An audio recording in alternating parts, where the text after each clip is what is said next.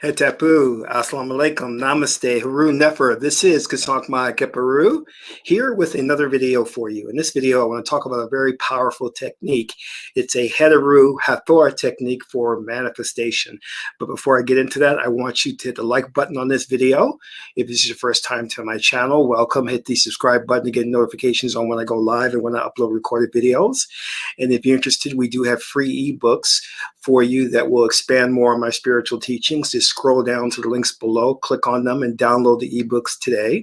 And if you want to follow that rabbit down the rabbit hole and really get into the esoteric and the spiritual, you can become a Patreon supporter for as little as $1, $5, or $20 per month. And you can cancel at any time. You get exclusive access to instructional videos on how to meditate, proper breathing exercises, how to do self-hypnosis to curb maybe smoking addiction or overeating, how to work with the oracles, and so much more. So become a Patreon supporter. Last but not least, share this video with family and friends so we can get this revolution started. So I'm going to show you a very, very powerful technique that comes from the temple of Het-Heru, Hathor, goddess of love and joy, for manifestation. Now, let's say you want to manifest something in your life. You're looking to maybe manifest some money, $500, $1,000, manifest a car, a new house, a new job, a new career. Now, there are a lot of books out there on the law of attraction, but we're going to take a page from the Kemetic or the Egyptian mystery school, as the Greeks called it, because we're into the Kemetic spiritual cultivation system, which we're following in the tradition of our ancestors. And Het-Heru, she deals specifically with joy. Most of these techniques that you'll make use of, like I said, you know, the Dim Zealand wrote a great book. He's a quantum physicist. Called Reality Transurfing, where he details how you can attract things to you in your life. And there's a lot of other stuff out there based on the law of attraction. But one thing they all agree upon, that what you're going for has to be from the heart. It has to be kind of like your highest excitement. Well, the goddess Het-Heru, one of her affirmations tells us that joy is in the journey and not the destination, meaning you cannot forestall your joy because you want your ship to come in. You must learn to be joyful in the here and the now, because the only thing that truly exists is the present moment. There is no past. There is no future. Those are just perspectives from the now moment. So you must be present to the moment. You must understand that you cannot have this type of delayed gratification. You must learn to experience joy right now, even though you may be going through hardship, because Het-Heru, Hathor, tells us that joy comes from within. You see, Heru, who symbolizes the will, or Horus, is the god that tells us that we have a free will. This means that we're not conditioned. We have no propensity toward likes or dislikes. We are not colored by emotions. And because we are of free will, because we're made in the likeness of God, Neter, Nebuchadnezzar, and God is Amen, peace. God doesn't get angry. God doesn't get upset.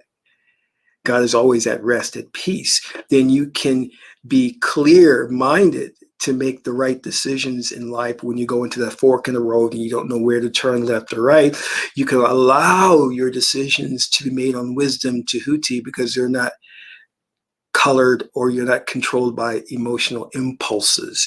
So you have a free will. That is your natural state. But through the course of your life, you take on what we call as conditionings or programmings that then make you emotional and have a lot of anxiety. So when we look at Het-Heru, we're looking at the ability to invoke joy at a moment's notice, to be joyful, even though things may not be going our way. And I'm looking here in the Great Medunater Oracle, just so you can have a pictorial representation of the goddess Het-Heru, so you can get a better understanding. Now, this comes from the tree of life, which we call as the Port Het-Heru. And on this tree of life, we have the company of the gods, is what we call it. And this is our goddess Het-Heru, Hathor, Now, the important thing to remember about her is that she dated the god Harukuhuti, god of divine justice. But she did not end up with Harukuhuti. She ended up with Heru, as I said, the god of the will, god of circumspection. And if you look at the fire aspect of Heru combined with the joy, and you see the disc, the sun disc that's on top of her head as a crown, you have a very passionate love affair, a very passionate energy. Well, this is what you need when you're doing manifestation, when you're working your magic. See, when the Greeks came to ancient Kemet, they saw that the priests and priestesses were spending 40 years in what they call the Egyptian mystery school to learn occult practices, to learn magic. And the remnants of that are being followed today, or were being followed by the likes of Aleister Crowley and the Golden Dawn, because Egypt was the height, the zenith of occult power and magic, and we're following in those footsteps. So if you're looking to manifest something, the first thing that we need to do is to manifest joy, or as they say, it should be your highest excitement. Now, when we go through life, we do something we shouldn't be doing. We ping off the environment. That's what we call it. We ping off the environment. That means we're looking for the environment to dictate how we feel. Oh, if it's a sunny day, we feel great. But if it's a cloudy, rainy day, we don't feel so good. We're a little bit depressed. And you shouldn't be that way. That's called pinging off the environment again. You should invoke joy from within. When I was in magical school, my instructor always used to tell me, Qesankh, you're outcome dependent. You're pinging off the environment. Stop doing that. Pump state. And that is what he would tell me. And that's the magical technique I want you to use. So when you have a vision in mind, a goal in mind of what you want to achieve, like I said, that house, that car, that new job, that new mate, you must also energize that thought with joy, excitement, your highest excitement. And some say from the heart, because when you become excited, the heart starts to beat faster and faster and faster. And also from the heart, meaning that you are sincere, that you really, really want this thing. So what we would do in magical school is we would do the technique called pump state. So we would get excited and we would think about or visualize us having the objective, having the goal. So, because after a while, when you're working on an objective and you're seeing yourself in that nice new car, smelling the new car smell, or in the house, or at that new job, or with that new mate, sometimes that can run a bit stale if you're replaying that in your mind over and over again. So you have to train your brain to make certain synaptic connections at will. So you have to learn to pump state, to get excited when you have that thought in mind every time, to where it comes a natural reflex. Pump state, pump state. In his book, The Holographic Universe, Michael Talbot talked about those people who were able to manifest a new reality, to manifest the things in their lives. He did a survey and found a lot of them would take caffeine, because caffeine is a stimulant. So when you drink the coffee, you become a little aroused and a little excited. And this was the magical practice of the orgies in ancient Kemet, or the sex rituals, where the couples would get together and they would have sex. And while in that process, right before they were having an orgasm, they would visualize what they wanted. And the two of them coming together and holding that visualization and that agreement would charge that image and bring the thing that they wanted from the infinite code that we call the matrix. It would collapse into a singularity, one that would align with what you wanted. Remember, we're looking at the world, what really is nothing but code. When we look at it with a certain expectational belief system, it collapses from an infinity or an infinite number of possibilities into a singularity, one possibility that you can interact with and experience. So when you're holding in your mind's eye the image of that house that you and your mate want, or that new car you want, and you look at the matrix, it's going to adjust and align with your belief system, with your wishes. Remember, the quantum mechanics tells us reality doesn't exist apart from the observer, but the reality that you see around you only exists because of you, and you only exist because God is watching. God is ever present. God is consciousness. God is no thing, no one thing. God is everywhere. All right. Now, there are many ways that we can pump state. A lot of people have problems with that. Feeling joy, I can't imagine why, but you must learn to spike that joy, feel that joy, and energize the image or the visualization of you with the very thing that you want, and indulge in that visualization. You have my permission to do that, but there are outside things that we can use. I've mentioned already coffee and, things like, now I'm not saying these are the best things for you health-wise, but they can assist you in stimulating you. You have your caffeine pills. You can even use something like a quick sip of a 5-hour drink. Don't drink a lot of this because it's not as healthy for you. Of course, and there's always something like ginseng, which is really good, the liquid ginseng. Of course, we have St. John's wort, which is good. It takes a little bit longer to take effect, but still very good natural herb. We have Crave's manga, which is really good for giving you a lasting joy or a euphoric feeling, So the secret to magic is alchemy. It's mixing in the right energies. And part of that is the energy of joy and excitement for that which you want.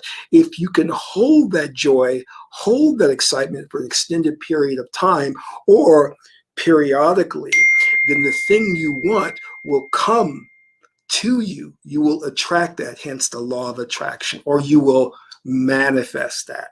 Remember, the universe is abundant. When Het-Heru, God created everything, all dimensions, all realities, she created it with abundance. You can either add to it or subtract from it. So it's actually impossible for you to create anything. You can't, because everything that exists already exists in a different space-time continuum. You merely need to vibrationally shift to that parallel reality where the thing that you want, so you can interact with it and possess it. And the way that you're going to do that is change your vibration by invoking the joy within you. Of course, you can recite the Het-Heru mantra, or you can use these outside stimulants to help you to get you to that point of joy. But the best way to do this is natural. Don't ping off the environment. Don't look for the environment to give you cues on when to be joyful. Be joyful all the time. Learn to invoke it from within you, especially during those times when things aren't going right, when you have stress in your life, anxiety in your life. Maybe you have to take a test at school. The kids are driving you crazy. You worked a 12-hour day. So at those precise moments, take a moment to visualize the thing that you want, and get excited about it. Invoke that joy from within.